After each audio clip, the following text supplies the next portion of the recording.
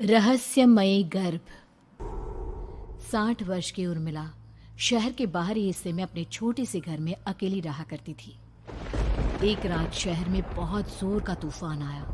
जोर जोर से हवाएं और आंधी तूफान के साथ तेज बारिश होने लगी। उन आवाजों को सुनकर कोई भी घबरा जाता, लेकिन उर्मिला घर के सारे खिड़की दरवाजे बंद कर गहरी नींद में सो रही थी। रात के लगभग 12 बजे होंगे कि किसी ने उर्मिला के घर का दरवाजा खटखटाया। दरवाजे के खटखटाने की आवाज सुनकर उर्मिला की नींद खुलती है। आखिर इतनी रात को कौन आया होगा?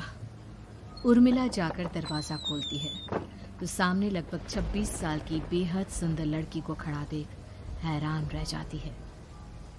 कौन हो बेटा?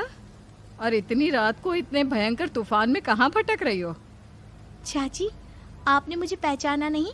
मैं आपकी दूर की रिश्तेदार शालिनी। अरे हाँ, बचपन में तुझे देखा था।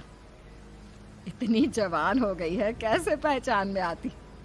लेकिन तू यहाँ क्या कर रही है, और वो भी ऐसी अंधेरी तूफान भरी रात में? उर्मिला की बात सुनते ही शालिनी की आंखों से आंसू बहने लगे। वो फूट फूट कर रोने लगी। ये देखकर उर्मिला को कुछ समझ में नहीं आया और उसने शालिनी का हाथ पकड़कर घर के अंदर आने के लिए कहा। जैसे ही शालिनी घर के अंदर रोशनी में आई, उर्मिला की नज़र उसके पेट की तरफ गई, जिसे देखकर ये साफ पता चल रहा था कि वो प्रेग्नेंट है। अरे, तू तो पेट से है। ऐसी हालत में इतने भयंकर तूफान में आधी रात को बाहर भटक रही है।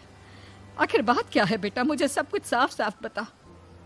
क्या बताऊं चाची, ये सब जिसकी वजह से हुआ है उसके बारे में बताने में भी मुझे शर्म आती है। मैंने घर वालों की मर्जी के खिलाफ जाकर एक लड़के से शादी कर ली थी, पर वो शादी के 1 महीने बाद ही मुझे छोड़कर चला गया। छोड़कर चला गया का क्या मतलब? क्या उसके साथ कोई हादसा हो गया? नहीं, उसे कोई दूसरी लड़की पसंद आ गई और मेरी प्रेगनेंसी की खबर सुनते ही उसने मुझे बेसहारा छोड़ दिया। उसके बाद मैं अपने घर गई, लेकिन माँ पापा ने मुझे घर में कदम तक नहीं रखने दिया। तभी मुझे आपकी याद आई। कोई बात नहीं, कोई बात नहीं। तुमने यहाँ आकर अच्छा ही किया। एक काम करो, तुम आराम करो। वैसे भी ऐसी हालत में इतना घूमना फिरना और इस तरह आधी रात को बाहर भटकना ठीक नहीं होता। प्रेग्नेंट औरत को आधी रात को घर से बाहर नहीं निकलना चाहिए। बुरी आत्माएं उस पर अपना असर दिखा सकती है। और इतना कहकर उर्मिला ने शालिनी को एक दूसरे कमरे में जाकर आराम करने के लिए कहा। लेकिन जैसे ही शालिनी अपने कमरे में जाने लगी, अचानक से उर्मिला ने उसे रोक लिया। एक बात बताओ बेटा, तुम्हारा कौन सा महीना चल रहा है? पेट देखकर तो लगता है कि लगभग 6 महीने पूरे हो गए होंगे। उर्मिला की बात सुनकर शालिनी के होठों पर मुस्कुराहट आ गई। चाची जी, अभी सिर्फ 1 ही महीना हुआ है। शालिनी की बात सुन उर्मिला दंग रह गई। उसे समझ में नहीं आ रहा था कि प्रेगनेंसी के पहले ही महीने में शालिनी की हालत ऐसी क्यों थी। लेकिन फिर उसने बात को नजरअंदाज कर शालिनी को आराम करने के लिए कहा और खुद भी कमरे में जाकर सो गई। अभी कुछ ही घंटे बीते थे कि अचानक से एक बच्चे के बड़े ही अजीबोगरीब बेढंगे तरीके से रोने की आवाजें उर्मिला के घर में गूंजने लगी। उन आवाजों को सुनकर उर्मिला की नींद फिर से खुलती है। ये अचानक बच्चे के रोने की आवाज कहां से आने लगी? उसने उठकर चारों तरफ देखा, पर वहां उसे कोई नजर नहीं आया। उर्मिला घबराते हुए शालिनी के कमरे में गई तो वहां उसे कमरे की दीवार पर एक बेहद खौफनाक साया नजर आया, जिसे देखकर उर्मिला बुरी तरह से घबरा गई। आखिर ये सब क्या हो रहा है? शालिनी, शालिनी उठो! उसने जोर जोर से आवाज देकर शालिनी को जगाने की कोशिश की, लेकिन ऐसा लग रहा था जैसे उसकी आवाज शालिनी तक पहुंच ही नहीं रही थी। कमरे की दीवार पर एक बहुत बड़ा और बेहद डरावने दिखने वाले इंसान का साया और एक बच्चे के अजीबोगरीब ढंग से रोने और चीखने की आवाजें अब उर्मिला को ज्यादा डराने लगी थी। उर्मिला को शालिनी की चिंता सताने लगी और उसने पूरी ताकत के साथ चीखकर शालिनी को आवाज लगाई, शालिनी! तभी अचानक सब कुछ एकदम पहले जैसा हो जाता है और उर्मिला की आवाज सुनकर शालिनी की नींद खुलती है। क्या हुआ चाची? आप इतनी तेज क्यों चिल्ला रही हैं? अब ठीक तो है ना? अभी अभी मैंने तुम्हारे कमरे में कुछ अजीब सा देखा। तुम ठीक हो ना शालिनी? मुझे यहाँ एक बच्चे के रोने की आवाज़ें आ रही थी। लगता है आपको मेरी कुछ ज़्यादा ही चिंता हो गई है। आपने मेरी प्रेगनेंसी के बारे में कुछ ज़्यादा ही सोच लिया होगा। मैं एकदम ठीक हूँ, आप आराम से सो जाइए। इतना कहकर शालिनी ने उर्मिला को फिर से अपने कमरे में जाने के लिए कहा और खुद भी जाकर सो गई। पर अब उर्मिला की आंखों से नींद गायब हो चुकी थी। अगली सुबह जब शालिनी उठी तो वो सीधा उर्मिला के पास आई। गुड मॉर्निंग चाची। तभी अचानक उर्मिला की नज़र शालिनी के पेट पर पड़ती है, जिस पर नीले रंग से एक अजीब सी आकृति नजर आ रही थी।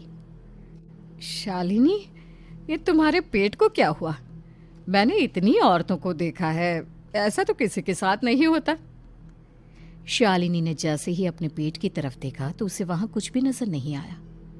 चाची कुछ भी तो नहीं है, सब कुछ एकदम नॉर्मल है। आपको क्या अजीब लग रहा है?